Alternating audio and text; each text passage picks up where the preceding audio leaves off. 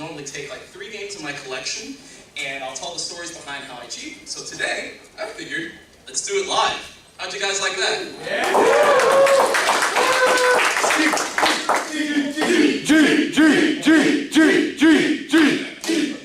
Y'all know how much that warms my heart. Like, seriously. So, how I'm going to do this is I'm going to grab 5 items from this lovely bag here, and I'm going to let you guys decide which ones are going to get picked. So, we have a Saturn Bomberman multi-tap. Wow. Duke Nukem 3D on the Mega Drive. Ooh. It's real. We have Michael Jackson's Moonwalker. Ooh, my favorite Genesis.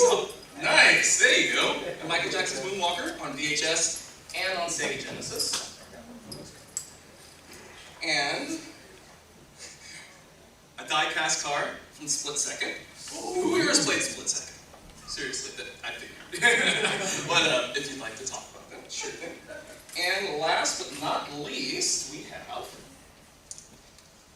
Christmas Nights on the Sega Saturn and the original samplers. So, what I want for you all to do is, I want you to get as loud as you possibly can. I'm going to hover my hand like Showtime at the Apollo style.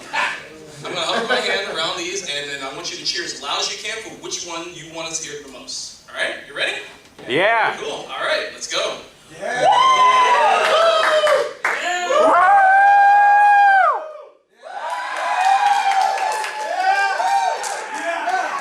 All right, so I think what I'm gathering is I think these 3 are going to be the victors. How about that? Yeah. So let's go ahead and start off with what definitely got the highest praise, and that's Moonwalker. So, Michael Jackson's Moonwalker. So, who here, aside from, like Susie said, is your favorite game, and great choice, who here has played Moonwalker? Yeah? Awesome. Great. Great. So, Moonwalker, the thing about me and Michael Jackson, I have a long time history with Michael Jackson. And mainly because, like, as a kid, like, I looked up to him as an idol. You know, it's like, between his music and his style, his dancing performances, like, I gotta ask all of you all, because who here, like, who grew up with Michael Jackson as a kid, you watched his music videos, and you danced along with the music? Everybody, almost everybody, right? I know I did, because it was always fun, because we would watch MTV as a kid, and every time, The Way You Make Me Feel, that's my favorite Michael Jackson song, The Way You Make Me Feel. Every time that came on, I would get up as a kid, and I would do the dance and whatnot. I can't do it now, it's not old, but yeah, I would do that dance.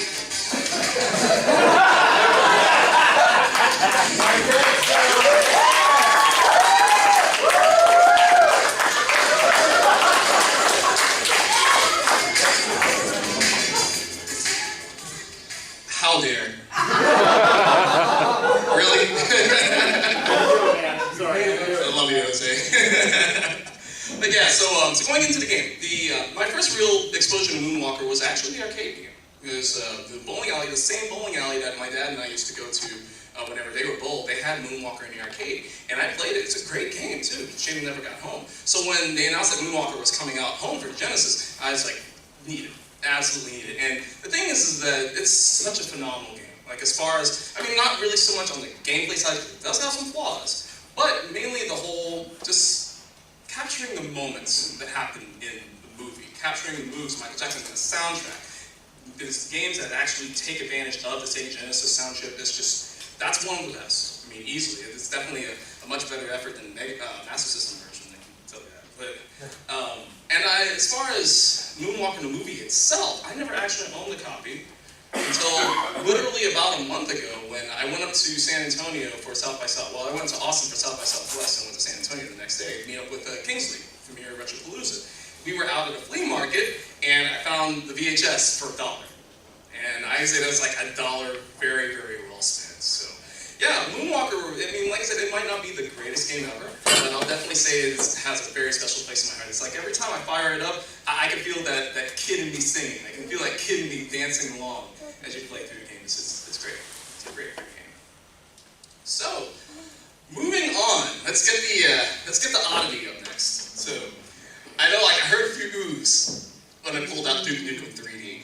So how many of you knew about this? Got a couple? Yeah, okay. How many of you are familiar with Tectoy?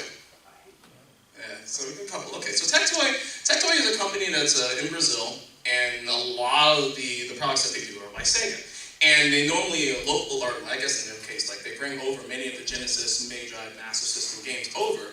But Duke Nukem 3D is one of the randomest things I had ever seen. I thought it was fake. I was like, that can't be real. I pulled it up and saw the Sega logo, the Tectoy logo, the 3D ROMs logo. I was like, wow, they went all the way with this. And then I looked it up, I was like, wow, it's real. And I'm like, I need this. I need this. So, unfortunately, with Duke Nukem 3D, there's no real achievement story on it. I did buy it from eBay. I've never seen one of these locally. In fact, I hardly ever see Tectoy games locally. I know somebody out there has got a Battletoads and Battlemaniacs for Master System. So I think it's like the strangest thing, but this was really the first Tectoy game that I bought.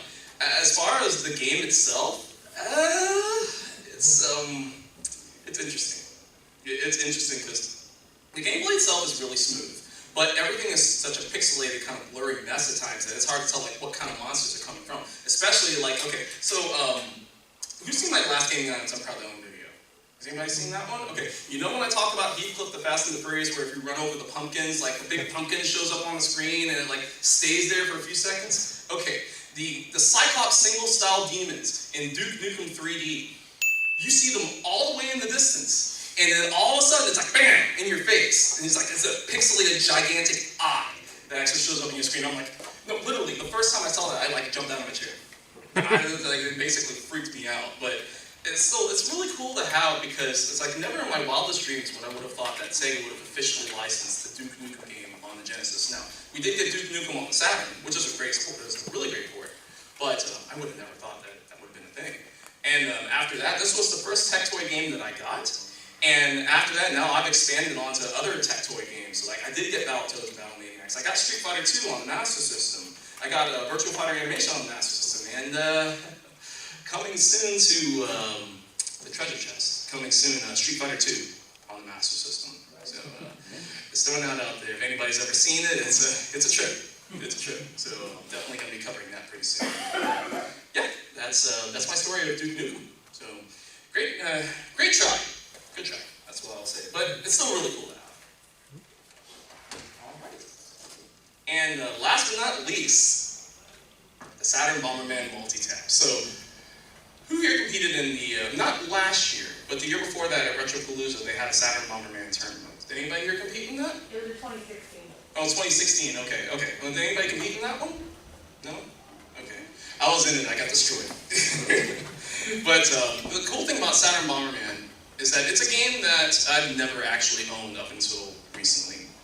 So many of you know like my story of 9999, which was basically like the day that I bought a Dreamcast, and I essentially sold like all my Saturn stuff to get a Dreamcast because I wanted it on day one. I'll expand more on that story in September. But about this, because Saturn Bomberman was one of the games that I never actually owned as a kid. I never could find it. Even when it was available, I couldn't find it. So I wound up settling on an import version. So I got the Japanese import, and I found one multi-tap, and I started getting a bunch of other controllers. And I was talking to Jenny, and I was just like, to my wife, Jenny, and I was just like, man, I can't find another multi-tap. And I really wanted to get, because one of my things I wanted to do for my birthday was like, she's asking me, what do you want to do for your birthday? And I'm like, I wanted to have a 10-player Saturn Bomberman, because we have a big TV in the front, and I was like, I got enough controllers. I just don't have a multi-tap. Well, I gotta buy one, I just need another one. And so for my birthday, she gave me this guy. And what's really cool about this is there's also one for the Super Famicom as well. Did that one come to North America? Or no? I don't think it did. I think it was only in Japan. But of course this guy never left Japan, and of course Saturn Bomberman is now one of the rarest games on the Saturn. But look at this guy. Aww. Isn't that adorable? Hey, what's up, Greg? How's it going? Game Bros, everybody. What's up, Barry? Quick bump from G to the next level. Game Bros is the man. And Game Bros is the store. Man. Yeah, so it's adorable. And I had to bring this one in really because it seems like every time I do a gaming items I'm proud to own episode, something happens to sneak in there that came from my wife. So I want to bring up my wonderful wife.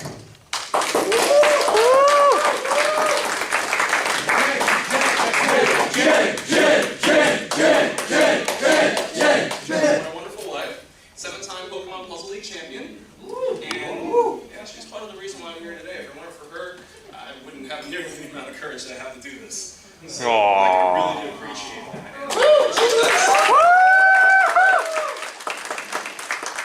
So for those who have not played 10-player Saturn Bomberman, you absolutely need to. It is a trip. Like literally, like, we spent maybe I think like maybe 2 or 3 hours. We went like all the way into the night. Yeah, I was just like all the way into the night playing it. It was insane. It was awesome. I mean, I wish we had gotten on video, but man, we'll do it again. We'll do it again totally. And so yeah, I mean, Saturn Bomberman. Now I have, which I will actually cover in another episode. I actually do have an AUS copy of Saturn Bomberman now. So finally, and yeah, it's incredible. So cool. Would you rather go straight to the Q&A, or would you want to hear one more story? One more. All right, one more story. Nice. Now,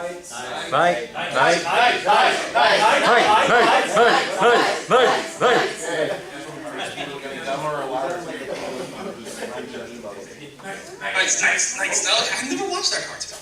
So, and one of the other cool things about this too is I want to give also a special huge thanks to Tales of Taylor, because he gave me yesterday a pair of Knight's mouse pads that he got in Japan. And I've never ever, because you never see Knight stuff anywhere. I think maybe I've seen like a plush and a few random things, but you never see Knight's merch anywhere. So it's like that was just incredible, man. So, but yes, so Christmas nights. So one thing to know about me, when I was in college, I worked for Funko-Land. And of course, everybody is familiar with like Funko-Land. I was there pre-gobbling up like GameStop. So yeah, it's like when things were still good.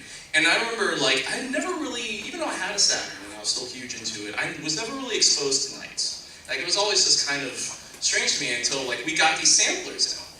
And my boss, Terry, like at the time, she was like, hey, and you said you hadn't played Knights yet, do you want it?